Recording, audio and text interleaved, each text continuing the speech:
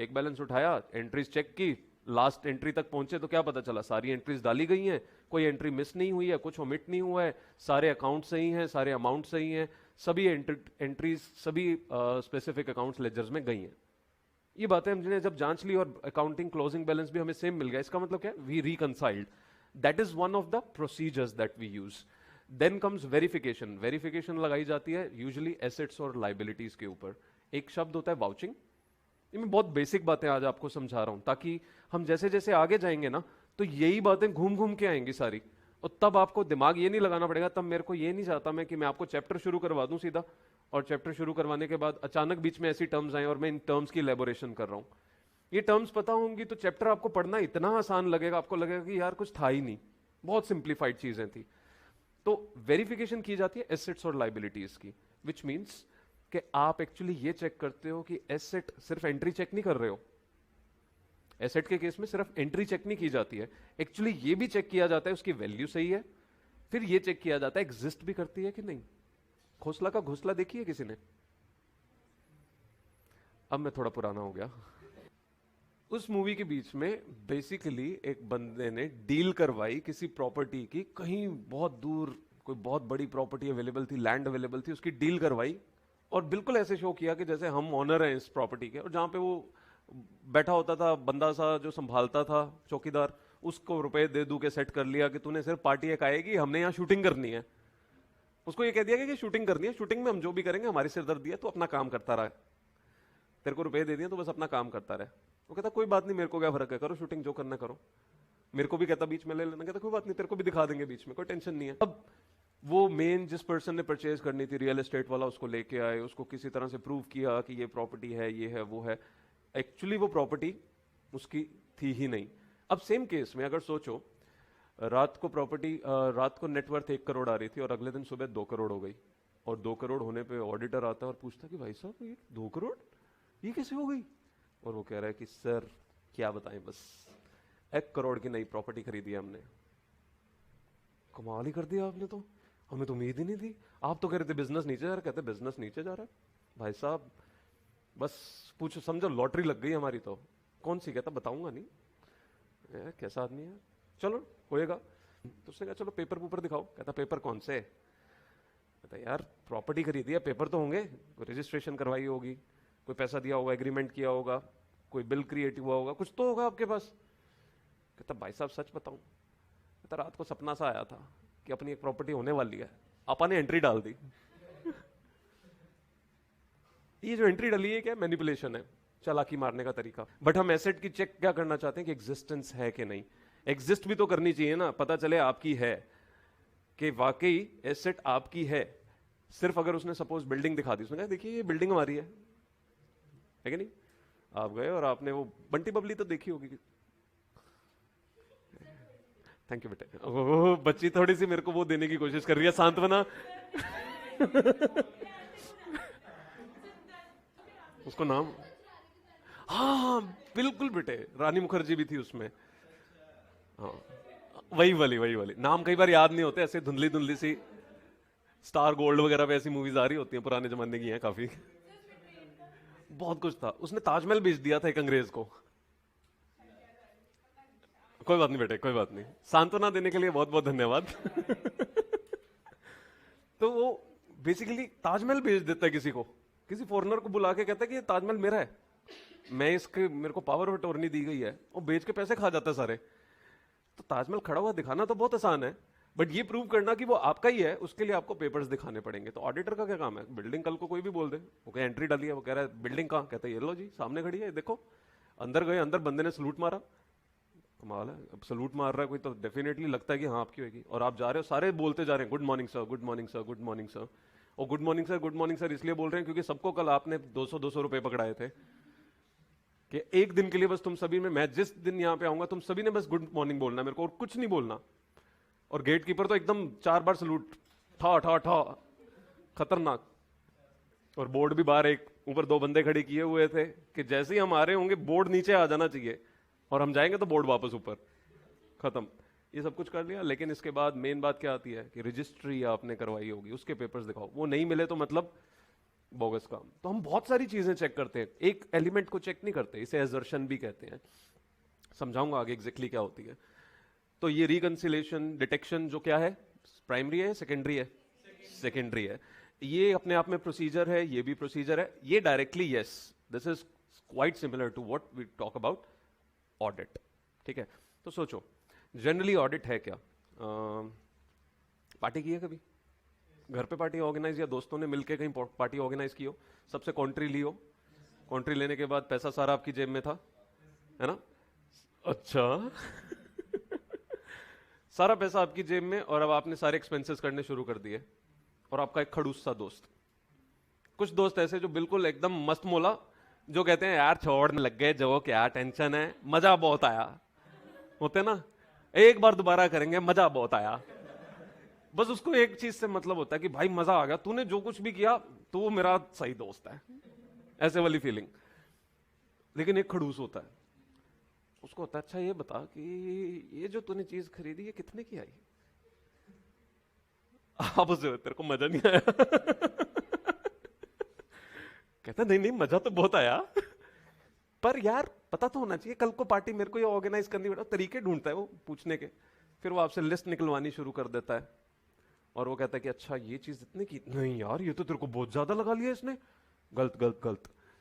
फिर वो बैकएंड पे पता भी करवाता है, मेनली वहीं पे उसी जिस जगह से वो सारी सर्विसेज अवेल करवाई गई हैं वहां से पता करवाता है, रेट कम निकलता है।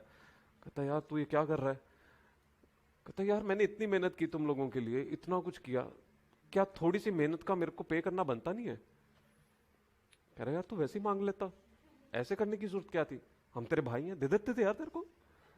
कह रहा है मेरे को इसलिए तो तुम लोगों पे भरोसा नहीं था कि भाई भाई करके तुम लोग दोगे नहीं बाद में, भाई भाई करके तुम ले जाओगे मेरे से। कह रहा अब, कहता कुछ नहीं, अब हम दोनों आधा आधा कर लेंगे।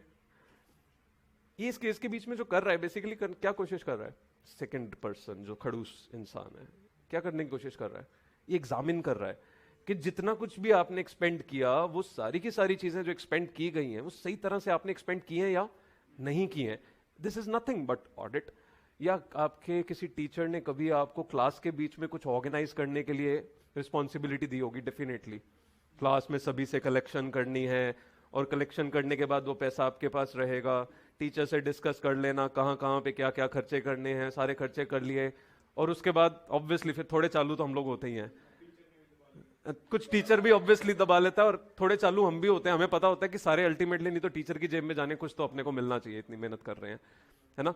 फिर अगेन अगर टीचर खड़ूस हो तो फिर वो ऑब्वियसली उसने तो पहले बड़ी पार्टीज ऑर्गेनाइज करवाई है, और उसको तो पता है बच्चे तो बच्चे हैं, हर बार चला के उसको पता है मारने वाले दो चेहरे तो ऐसे होते ही हैं खतरनाक से, तो वो भी क्या करेगा, फिर सारी पड़ताल निकालेगा, एक एक चीज पूछेगा, एक एक एंट्री कहेगा, बेटा ऐसे काम करो, एक हिसाब बना के दे दो सारा मेरे को, आपको लगता पै गया स्यापा, आज तसल्ली हो जाएगी।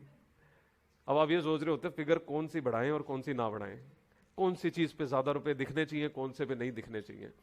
अब लाए हो गए आप चाहे बेकर्स लाउंज से, आप कहोगे जी निक बेकर से लाए थे हम तो, डब्बा चाहे लेके आना पड़े उनका खाली हमको कहीं से भी, पर निक बेकर्स का ही था, है ना, प्रूव करने के लिए कि नहीं जी ये 400 रुपए का नहीं, ये तो 2000 रुपए का केक था, तो 1600 रुपए मेरे बनते हैं। ये सारी चीजें जो हो रही हैं इनको चेक कर रहे हैं, जो हम एक के बाद एक हर एंगल से चेक कर रहे हैं, ये सारी चीजें क्या है अपने आप में ऑडिट। तो जनरली हम अपनी लाइफ के बीच में जितना कुछ भी ये कर रहे हैं, this is nothing but audit. But specifically जब हम अकाउंटिंग में आ जाते हैं, यहाँ पे फैक्टर्स क्या चेंज हो जाते हैं, यहाँ पे कुछ स्पेसिफिक वेज हैं जो लॉ ने डिफाइन किए हैं, जिसके मुताबिक अकाउंटिंग एंट्रीज होनी चाहिए, जिसके मुताबिक कोई स्पेसिफिक अकाउंटिंग पॉलिसीज लगनी चाहिए। अकाउंटिंग पॉलिसीज क्या चीज होती है, मैं ऐसे सवाल पूछता रहूंगा बीच बीच में, तो आप लोगों का हुनर थोड़ा सा मुझे पता चलता रहेगा कुछ।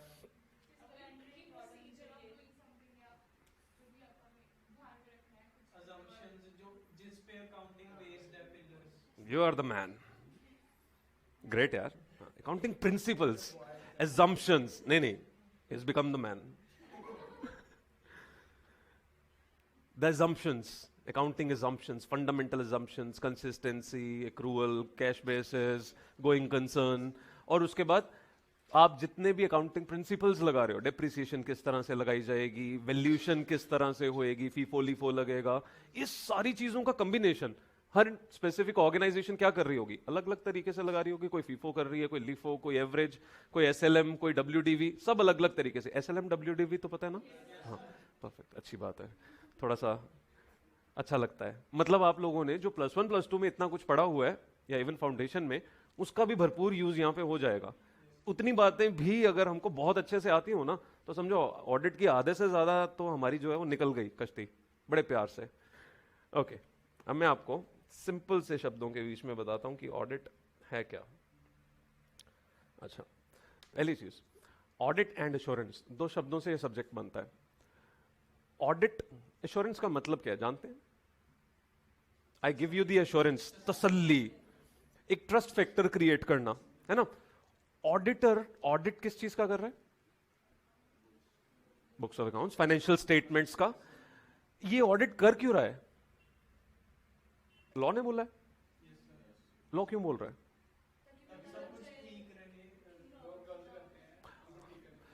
उनको ठीक करने के लिए। अच्छा, पुलिस का डंडा मारेंगे हम? वो ठीक कर रहे हैं कि नहीं कर रहे हैं, ये देखने के लिए। और नहीं कर रहे हैं तो ऑब्वियसली क्या करें? रिपोर्ट कर सकें उस चीज को। तो हम बेसिकली एश्योरेंस दे किसको रहे हैं? ओके, कंपनी को, गवर्नमेंट को, और भी कोई होता है? कंपनी से रिलेटेड, ऑर्गेनाइजेशन से रिलेटेड कोई और होता है? हाय हाय, अरे वाह, क्या बात,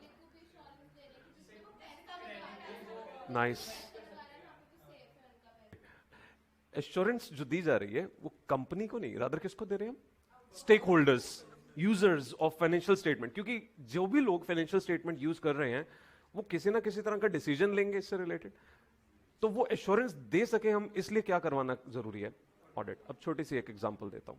एक लाला जी, उन्होंने बिजनेस अपना चला रहे हैं, सपोज बेकरी का, या सपोज कपड़े का, या कुछ भी जो समझ आए, जो बिजनेस अच्छा लगे, सुट्टे सट्टे का, ये वो कुछ भी जो अच्छा लगता है, कोई दिक्कत नहीं अपने को। अब ये बिजनेस अपना चला रहे हैं और एक्सपैंड करना चाहते हैं अपना बिजनेस। एक्सपैंड करने के लिए पैसा बहुत ज्यादा नहीं है, तो बताओ क्या करना पड़ेगा? लोन लेना पड़ेगा। और लोन लेने के लिए किसके पास जाएंगे हम? बैंक के पास। और बैंक के पास जाएंगे तो हम क्या कहेंगे जाके? ये लोन मुझे दे दे ठाकुर। और वो दे देगा? नहीं। किस बेसिस पे देगा? क्रेडिट वर्दीनेस देखेगा। क्रेडिट वर्दीनेस के लिए वो क्या हमसे मांगेगा? आईटीआर, या फिर at least financial statements, audited financial statements, है ना? हम उसके पास गए और बैंक वाले के पास जाके हमने पूछा कि भाई साहब ऐसे है कि लोन चाहिए मेरे को। कहता जी जरूर देंगे। किस चीज का बिजनेस है आपका? हमने बता दिया, जर्दा बनाते हैं हम। कहता बढ़िया जी, बहुत अच्छा काम कर रहे हैं आप, लोगों के मुंह में खड्डे कर रहे हैं। तो कहता कि कितना लोन चाहिए? कहता आप कितना दे सकते हो? बैंक वाला हैरान हो रहा है, हम कितना दे सकते हैं, मजा ले रहा है। कहता भाई साहब आप सोचो आपको कितना चाहिए। कहता नहीं नहीं आप बताओ बैंक कितना दे सकता है। कहता बैंक तो बहुत दे सकता है। कहता हमें भी बहुत चाहिए। कहता कुछ अमाउंट बताएंगे प्लीज आप। कहता अच्छा वैसे आपका क्राइटेरिया क्या होता है लोन देने का? कहता या तो जितनी आपकी नेटवर्थ है उसके हिसाब से 3 गुना दे देते हैं, आईटीआर आपने फाइल किया उसके हिसाब से 2.5 गुना दे देते हैं, अगर आप कोई कोलेटरल सिक्योरिटीज हमारे पास रख दो तो वो भी एडिशनल उसके हिसाब से दे देंगे हम। अच्छा, कहता 2.5 गुना या 3 गुना? यहाँ दिमाग लगा रहा है कि मेरे को चाहिए 3 करोड़ रुपया। कहता जी 1 करोड़ की बैलेंस शीट है अपनी। इसने दिमाग लगा लिया कि उल्टा कर दो काम। कहता अच्छा, बैंक वाले के पास भी ऐसे फिजूल के लोग आते रहते हैं, वगार वाले। इसको भी पता है कि मजे लेने आया, ऐसे चूना ही लगा के जाएगा और कुछ नहीं करेगा। कह रहा ठीक है दे देंगे। तो कहता फिर दो। भाई साहब फाइनेंशियल स्टेटमेंट्स लानी पड़ेंगी। मतलब वही खाते? नहीं नहीं, कहता फाइनेंशियल स्टेटमेंट वही खाते से जो फाइनेंशियल स्टेटमेंट आप बनाते हो, बैलेंस शीट, P&L वगैरह। ओ, कहता हाँ तैयार पड़ी है, कल आता हूं मैं आपके पास। ठीक है, पहुंचा घर, मुनीम को कह रहा अरे मुनीम तूने फाइनेंशियल स्टेटमेंट बनाई है कभी? कहते हैं हाँ जी साहब बनाई है, बिल्कुल बनाई है, अपनी भी बनाता हूँ। अच्छा, मेरे को तो बताया नहीं तूने कभी। कहता फिर एक काम कर, तू एक फाइनेंशियल स्टेटमेंट बना। कहता अपनी वाली जो आज अपनी तैयार हो रही है वही वाली उसकी? कहता नहीं नहीं नहीं नहीं, 1 करोड़ की बनानी है। कहता साहब अपना तो धंधा ही 20 लाख का है। कहता तू 1 करोड़ की बना दे। कहता वो कैसे? कहते जहां जीरो डालने पड़े एक्स्ट्रा डाल देना। बना डाली उसने 1 करोड़ की। ये लेके पहुंच गए। अब ये लेके पहुंचे और वो कह रहे हैं वाह जी वाह, वाकई 1 करोड़ की आपकी तो काफी जीरो है इसमें तो। और कहता फिर दो लोन। ये 1 करोड़ वो कृष्णा वाला चल रहा है, सुना है? हाँ? ध्यान दिया है कपिल के शो में 1 करोड़ का बड़ा चलता रहता है सपना। तो ये जैसे ही फाइनेंशियल स्टेटमेंट देता है, बताओ क्या बैंक वाला इसको साथ के साथ लोन दे देगा? क्यों? पर बैंक वाले को कैसे पता चलेगा कि सही शो की है कि नहीं? ये जाके उसके अकाउंट्स नहीं चेक करेगा ना। या ये इसको क्या कहेगा कि सर 1 करोड़ का धंधा और आपने ऑडिट नहीं करवाया? ऑडिट तो करवाना बनता था आपका। और कह रहा है ऑडिट, अरे सर सॉरी सॉरी सॉरी, मैं तो बिना ऑडिट वाली ले आया, ऑडिटर से करवानी थी ना। हाँ ऑडिटर वाली लेके आऊंगा, डन डन डन। कहता ठीक है, वैसे आप चाहो तो आपका ऑडिटर, नहीं नहीं रहने दो, आप अपना रहने ही दो, वैसे तो इसको पता है ऑब्वियसली वो तो आगे उधेड़ देगा काम। कहता रहने दो, मैं करवा लाऊंगा। ये ऑडिटर के पास पहुंचता है और जाके कहता है कि जनाब फाइनेंशियल स्टेटमेंट ऑडिट कर दो। कहता बुक्स ऑफ अकाउंट्स। कहता वो तो अच्छा, मतलब की बात जानो आप। कहता हमने ना लोन लेना है, अपनी अकाउंट्स जो हैं वो एक्चुअली ये वाले नहीं है, अपने को लोन चाहिए, लोन में जितना पैसा आएगा उसके हिसाब से कुछ आपका भी साथ में हो जाएगा, देख लेंगे, क्या कहते हो, है कि नहीं? थोड़ा मेरा धंधा चल जाएगा, आपको तो बैठे बैठे मिल जाएगा, साइन ही मारने हैं और क्या करना है। और ऑडिटर जो इज्जत वाला इंसान होता है, पूरी इज्जत वाला, एकदम उल्टू। हम लोग पैसे के लिए काम नहीं करते, हम लोग किसके लिए काम करते हैं? इज्जत के लिए। बच्चा बहुत समझदार है, इज्जत के लिए। ये बातें यहीं तक सीमित रखना। कल को बाहर जाओ इज्जत ढूंढती रहो। एक हाथ में इज्जत होगी, दूसरे में कटोरा। हालत टाइट रहेगी। तो फैक्ट है कि जैसे जाके आप ऑडिट करना शुरू करेंगे, आपको धीरे धीरे समझ आएगा कि पैसा बहुत जरूरी है, इज्जत क्रिएट होनी शुरू हो जाएगी साथ साथ। कुछ लोग होते हैं जो वाकई एथिक्स वाले होते हैं, खतरनाक एथिक्स वाले होते हैं, तो वो हटते नहीं है अपने एथिक्स से। वो कहते हैं यार जो भी करना है अपना ढंग से करेंगे, पैसा जैसे मर्जी करके अल्टीमेटली अपनी रेपुटेशन बन जाएगी। जैसे कुछ लॉयर्स होते हैं ना, आपने सुने होंगे, कुछ लॉयर्स खतरनाक लॉयर्स होते हैं, पुलिस वाले, गिने चुने होते हैं ऐसे लोग जो सच को सच ही रखते हैं, झूठ के नहीं लेके जाते हैं, या झूठ को सच बनाने का काम नहीं करते हैं। तो ये गिने चुने जो लोग हैं ना, इनकी इज्जत भी होती है, पर पैसा भी इवेंचुअली ये लोग बहुत कमाते हैं, टाइम लगता है ऑब्वियसली। दूसरा सिंपल तरीका तो ऑब्वियसली हमको पता ही है, पैसा वाला है ना, वो सिंपली बनाया जा सकता है जैसे मर्जी। और ये वाला ऑडिटर जो ये था, ये इज्जत वाला था। कहता जनाब बिल्कुल भी नहीं, अपने पास वैसे काम बहुत है, नहीं करेंगे, गलती से भी नहीं करेंगे। ये एक और जाके दुकान का दरवाजा खड़काता है कि जी सीए साहब ऑडिट, वो भी सेम भगा देता है। सारे इज्जत वाले थे उस एरिया में, टोटली। मैं हाइपोथेटिकल सिचुएशन में जी रहा हूँ, हाँ टोटली हाइपोथेटिकल सिचुएशन में जी रहा हूँ, पर जीना जरूरी है, क्योंकि अगर इसने बना दी तो गड़बड़ हो जाएगी ना, फिर एश्योरेंस तो गई, तेल लगाने, काम खराब हो जाएगा। मेरे को एश्योरेंस चाहिए यहाँ पे। तो अगर कोई भी ऑडिटर चेक करके नहीं देता, कहता कि साहब नहीं होगा, तो इसने क्या किया, इसने बैंकर को क्या कर दिया, बचा लिया। या इसे चेक करने चला भी गया और इसने क्या कहा, फाइनेंशियल स्टेटमेंट्स तो तुम्हारे ओरिजिनल, क्योंकि आपने अगर जाली दिखा भी दी तो ये क्या मांगेगा, वाउचर्स बिल्स। वाउचर्स बिल्स के बिना तो अकाउंट्स बन ही नहीं सकते। आपने जर्नल सीधा दिखा दिया तो जर्नल पे तो ये राजी नहीं होगा, देखेगा जर्नल में जो एंट्री आई है वो कहां से आई है, वाउचर्स बिल्स ये वो दुनिया भर के। फिर ये जाके एक्सटर्नल कंफर्मेशन लेगा। एक्सटर्नल कंफर्मेशन किससे लेगा? हाँ, जहां से बिल जनरेट हुए हैं, यानी कोई डेटर क्रेडिटर जो हमारे होंगे, मेजरली जो दिखाई दे रहे होंगे हमें, या स्टॉक किसी ने हमें दिया होगा कुछ भी, उन लोगों से ये एक्सटर्नल कंफर्मेशन मांगेगा कि क्या वाकई आपकी कोई डीलिंग हुई थी, क्या इतना अमाउंट वाकई आउटस्टैंडिंग है। अगर वो लोग बताएंगे हाँ, तो हमें तसल्ली हो जाएगी। यानी ये भी क्या एक प्रोसीजर है, एक्सटर्नल कंफर्मेशन। इस सारे प्रोसेस में जब उसे तसल्ली हो जाएगी कि हाँ जी आपकी 1 करोड़ की वाकई है, यानी ये लाला जी झूठ नहीं बोल रहे थे, लाला जी ने वाकई अगर सही बनाई थी, तो ये क्या करेगा, ऑडिटेड फाइनेंशियल स्टेटमेंट्स कर देगा। इसने अपनी ऑडिट रिपोर्ट दे दी, now financial statements are audited financial statements. अब अगर ये लेके जाएगा और सीए का ठप्पा लगा हुआ है, इसको लोन मिल जाएगा।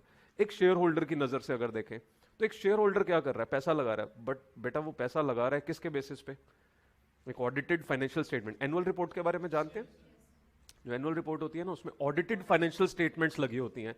यानी कि कल को जब कोई इनिशियल ओपनिंग निकलना है, किसी ने कोई सब्सक्राइब करना है आपके शेयर्स को, तो वो पहले क्या चीज देखता है, आपकी एनुअल रिपोर्ट, आपकी फाइनेंशियल स्टेटमेंट्स, और वो तसल्ली करने की कोशिश करता है कि नेटवर्थ सही है कि नहीं। और क्योंकि ऑडिटेड है तो हमारे प्रोफेशन को बहुत ही ऊंचा दर्जा दिया जाता है।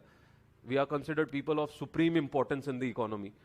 मतलब पहली बात तो कि हम लोग बहुत इज्जत वाले लोग हैं, डेफिनेटली हैं, पर कमानी पड़ती है।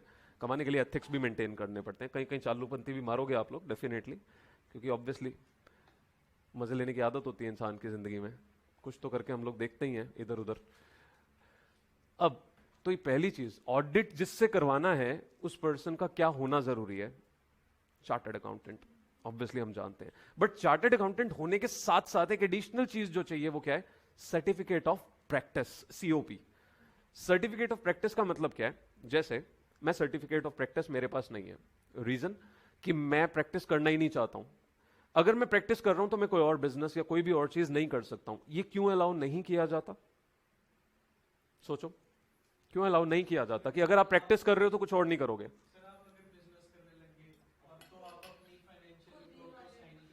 नहीं नहीं, आप अपनी रिपोर्ट्स को साइन नहीं कर सकते हो, नहीं कर सकते।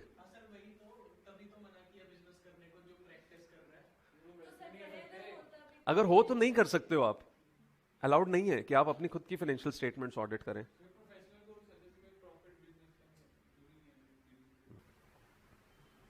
अच्छा सोचो, आप जॉब कर रहे हो, आर्टिकलशिप कर रहे हो, करोगे ऑब्वियसली। अब आर्टिकलशिप कर रहे हो और आर्टिकलशिप करते हुए सीए क्या चाहता है? आओ बैठो लगाओ और साथ में फेसबुक देखो मजे से, ये करोगे? या अपना कुछ भी और किसी जगह का जॉब का कोई कहीं और भी जॉब करनी शुरू कर दी आपने साथ में और वहां का काम यहां आके कर रहे हो? नहीं, वो क्या चाहेगा? सारा दिन यहीं पे बैठ के अच्छे से सिर्फ और सिर्फ हमारा काम करो और कुछ नहीं करेंगे। किताब भी खोलोगे तो बेटे क्या पढ़ने बैठ जाते हो आप, घर जाके पढ़ा करो। जहां पे आते हो तो जहां बैठ के क्या करो, हैं? क्या करो बेटे? हमारा काम करो, चाहे वो मक्खी मारने का काम दे दे आपको, लिटरली मतलब ये भी होगा आपके साथ। नहीं नहीं, मक्खी मारने के लिए नहीं कहेगा, बच्चा खौफ में चला गया मेरे से खून करवाएंगे नहीं नहीं, ऐसा कुछ नहीं होगा। बट डेफिनेटली आपको ऐसे दिन भी देखने पड़ेंगे जब काम नहीं होगा पर आपको जाना पड़ेगा और जाके बस बेमतलब वहां सारा दिन बैठे रहना पड़ेगा। आप अपनी किताबें तब खोल सकते हैं, बट आपको इजाजत ये नहीं देते कि हमारे पास काम नहीं है तो जाओ यार एंजॉय करो, क्यों यहाँ पे बैठ के अपनी ऐसी तैसी करा रहे हो, हमारे भी सिर पे बैठे हुए कर रहे हो। ऐसा नहीं होगा। जिस तरह से ये पर्सन क्या चाहता है कि आप कुछ और ना करें, रीजन क्योंकि अगर तुम कुछ और बीच में कर रहे हो तो क्या होगा? ध्यान इधर उधर चला जाएगा, तो आप वो काम कंसंट्रेशन के साथ ढंग से नहीं करोगे। और ये काम जो हम कर रहे हैं ये बहुत ज्यादा बारीकियों वाला काम है। अगर हमने एडिशनली कोई चीज साथ में की तो क्या गड़बड़ हो सकती है? हम प्रोफेशन पे शायद नेग्लिजेंट हो जाएंगे, तो हम बड़ी चीजें क्या करेंगे, ऐसी नजरअंदाज कर देंगे। तो अगर कहीं फ्रॉड भी हुए हुए हैं और वो बड़े प्यार से पता चल सकते थे, प्राइमा फेसी उनकी सिचुएशंस दिखाई दे रही थी और हमने नजरअंदाज कर दी, तो ऑडिटर ने एश्योरेंस दे दी। कोई बेचारा रगड़ा गया, उसने डिसीजन ले लिया, एक कंपनी से रिलेटेड लोन दे दिया, सब्सक्राइब कर दिया और कल को डूब गई कंपनी, और बाद में पता चला कि सर फ्रॉड तो सामने दिखाई दे रहा था, आपने पकड़ा क्यों नहीं? वो कह रहा भाई हम तो कोई और काम पकड़ के बैठे हुए थे वो पकड़ा हुआ था काम, ये कहां से हम पकड़ते फ्रॉड। अब इस चक्कर के बीच में दिक्कत ये हो गई कि इस ऑडिटर की वजह से कितने लोगों की ऐसी तैसी हो गई। ये ना हो इसलिए ऑडिटर को क्या अलाउ नहीं किया गया कि आप कोई और काम नहीं कर सकते, सिर्फ सर्टिफिकेट प्रैक्टिस मिलेगा तो आप प्रैक्टिस ही करेंगे। तो पहली चीज, इंपॉर्टेंट चीज, ऑडिट कौन कर रहा है? Chartered accountant with COP, qualified CA, which means degree holder, plus साथ में जितने भी हमें और एडिशनल कोर्सेज करने पड़ते हैं, जीएमसीएस वगैरह आएंगे फाइनल के बाद आपके, एंड सीओपी होना चाहिए। ठीक है। फाइनेंशियल स्टेटमेंट्स कौन बनाता है? एक एंटिटी की फाइनेंशियल स्टेटमेंट्स कौन बनाता है? अकाउंटेंट्स, मैनेजमेंट कह सकते हैं जिसे हम, है ना। या ऑब्वियसली वैसे चाहें तो ये एक चार्टर्ड अकाउंटेंट से भी बनवा सकते हैं। एक बात याद रखना, चार्टर्ड अकाउंटेंट और वर्ड ऑडिटर में क्या अंतर है? चार्टर्ड अकाउंटेंट कोई भी सर्विस दे सकता है, ऑडिटर क्या करेगा? जब चार्टर्ड अकाउंटेंट का नाम हम बदल के ऑडिटर रख देते हैं तो इसका सिंपल मतलब क्या, उस वक्त वो क्या बन गया? ऑडिटर बन गया। देखो डॉक्टर सभी होते हैं, जब डॉक्टर को सर्जन कहते हैं तो इसका मतलब क्या होता है? डॉक्टर तो है वो, बट वो स्पेशलिस्ट किस चीज का इस वक्त? सर्जरी का। उसको और बेसिक अंडरस्टैंडिंग बहुत सारी चीजों की है उसे, वो बाकी सर्विसेज भी प्रोवाइड करने की क्षमता रखता है, बट वो स्पेशलाइज इस वक्त किस में कर रहा है? सर्जरी में, है ना। या कंसल्टेशन के लिए हम जाते हैं कितने अलग अलग तरह के डॉक्टर्स के पास, तो वो कंसल्टेशन भी देते हैं, बट साथ में जब सर्जरी कर रहे हैं तो मतलब वो सर्जन भी है, उसको वो समझ है। ऑडिटर बिल्कुल वैसा ही है, वो कंसल्टेशन दे सकता है, बहुत तरह की सर्विसेज प्रोवाइड कर सकता है, इवन बुक कीपिंग आपकी कर सकता है, बुक्स बना सकता है, कंपाइलेशन कर सकता है। बट अगर कंपाइलेशन उसने की और ऑडिट भी उसने किया तो क्या गड़बड़ होएगी? जो बात आप कर रहे थे, जो कंपाइल कर रहा है बुक, मतलब आपके टीचर ने क्या कह दिया, बेटा तुमने जितना खर्चा किया एक बार चेक कर लेना, तुमने कोई गड़बड़ तो नहीं की बीच में? अगर ऑब्वियसली नहीं की, कैसी बातें करते हो, है ना। आप कहोगे नहीं नहीं सर मैं चेक करता हूँ, अभी चेक करता हूँ। आपने 5 घंटे लगाए और आप दिखा रहे हो कि हम तो चेक कर रहे हैं। कह रहे तेरे मजे लेते हैं, ऐसी क्या बात है। 5 घंटे बैठने का, सर मेरे को तो एक भी गलती, ये सर 50 रुपए की गलती निकल आई, ये 50 रुपए आप रख लो हैं, और जाके लगाओ आराम से। हम अगर किसी भी कंसर्न का कंपाइलेशन कर रहे हैं, कंपाइलेशन मतलब बुक्स क्रिएट करने में हेल्प कर रहे हैं उनकी, तो अगर बुक कीपिंग हमने की है, सारी की सारी अकाउंटिंग हमने की है, financial statements prepare as a chartered accountant हमने की है, तो इंस्टीट्यूट का लॉ क्या कहता है कि आप उसी स्पेसिफिक ऑर्गेनाइजेशन का ऑडिट नहीं कर सकते हो। रीजन क्या होगा? आपने अगर मैनिपुलेशन किया है तो आप अपनी मैनिपुलेशन को थोड़ा अपनी ऑडिट रिपोर्ट में लिखाओगे, ये कहोगे कि जी हमने कंपाइल की थी और हमने गलती कर दी, और फिर बताओगे कि फ्रॉड निकला जी कंपनी में, और फ्रॉड किसने किया? कहता मैंने किया था। इतने बेवकूफ थोड़ा है हम लोग, है ना। इसलिए चार्टर्ड अकाउंटेंट जो है वो कुछ भी काम कर सकता है, कंपाइलेशन कर सकता है, बट इवेंचुअली ऑडिट कोई और करेगा। ये दो शब्दों का बेसिक डिफरेंस है जो समझना जरूरी है। एंटिटी के अकाउंट्स कौन बना रहा है? मैनेजमेंट। बट क्या मैनेजमेंट की चेकिंग पे लोन मिल सकता है, या मैनेजमेंट की चेकिंग करने पे कोई तसल्ली करेगा? नहीं, क्योंकि ये इंटरनल लोग हैं और इनको क्या है, मैनिपुलेट टॉप लेवल वाले कभी भी कर सकते हैं। तो ये मैनिपुलेशन पता चले हुई है कि नहीं हुई है, उसके लिए किसको अपॉइंट करना जरूरी हो जाता है? एक चार्टर्ड अकाउंटेंट, जो तब क्या कहलाता है? ऑडिटर। ये ऑडिटर जब क्या कंडक्ट करता है? ऑडिट। ऑडिट कंडक्ट करने के बाद जब ये सब कुछ चेक कर लेता है, एग्जामिन कर लेता है, उस वक्त जाके ये एश्योरेंस दे पाता है किनको? स्टेक होल्डर्स को। यानी जैसे ही अपनी रिपोर्ट इशू करता है, और रिपोर्ट इशू करने में ना एक शब्द लिखे जाते हैं, represent true and fair view. सुना हुआ है? सुना हुआ है कहीं पे? Fair view. तो जब सारी चीजें सही मिलती हैं, गलत कुछ भी नहीं है, कोई ओमिशन नहीं है, मैनिपुलेशन नहीं है, तो ऑडिटर क्या कहता है? Financial statements represent true and fair view. जैसे ही ये कहता है ट्रू एंड फेयर व्यू अपनी रिपोर्ट में लिख देता है, साथ के साथ सब खुश हैं, राजी हैं एकदम। सबको क्या लगता है? बहुत बड़े लेवल की एश्योरेंस, उच्च दर्जे की आपने एश्योरेंस दे दी हमें कि ये फाइनेंशियल स्टेटमेंट्स ठीक हैं, कोई गड़बड़ नहीं है, अब हम इनसे डीलिंग कर सकते हैं। यहां तक बात समझ आती है? पक्का? एक बार दोबारा। अकाउंट्स कौन बना रहा है? मैनेजमेंट, या और भी कौन बना सकता है? चार्टर्ड अकाउंटेंट भी। अकाउंटेंट तो मैनेजमेंट में आ गया, है ना। अकाउंटेंट ऑब्वियसली जिसको नॉलेज होगी वही बनाएगा, वो अकाउंटेंट। या बाहर से कौन बना सकता है? Chartered accountant. और फिर उस स्पेसिफिक फाइनेंशियल स्टेटमेंट का ऑडिट कंडक्ट करवाना है हमें, एग्जामिनेशन करवाना है, वो कौन कंडक्ट करेगा? एक्सटर्नल्स। क्या बात है यार, कमाल ही कर दी। एक्सटर्नल सीए, जिसको हम क्या कहेंगे? Auditor, but will not be the same chartered accountant जिसने कंपाइल किया था। ठीक है, इंडिपेंडेंस मेंटेन, बायसनेस नहीं आनी चाहिए, वो चाहते हैं हम। और जब ये ऑडिट कंडक्ट कर लेगा तो ये क्या करेगा? Represent true and fair view वाली फाइनेंशियल रिपोर्ट देगा अपनी। जैसे इसने ये रिपोर्ट दी, क्या क्लियर हो जाएगा? एश्योरेंस मिल जाएगी। यहां तक बात क्लियर है बेटा? ये लिखिए प्लीज। एक अभी शुरू कर लीजिए, जिसमें भी करना है। नोटबुक नई हम जो है कमिंग क्लास से जो है प्रॉपर लगा लीजिएगा।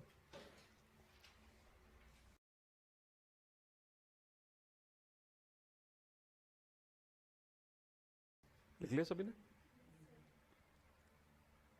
लाल, पीले, हरे, नीले, सारे तरह के रंग लेके आइएगा। लगाने वाले नहीं। पेन, पेन, पेन, रंग बिरंगे पेन और एक आधा हाइलाइटर जरूर लेके आइएगा।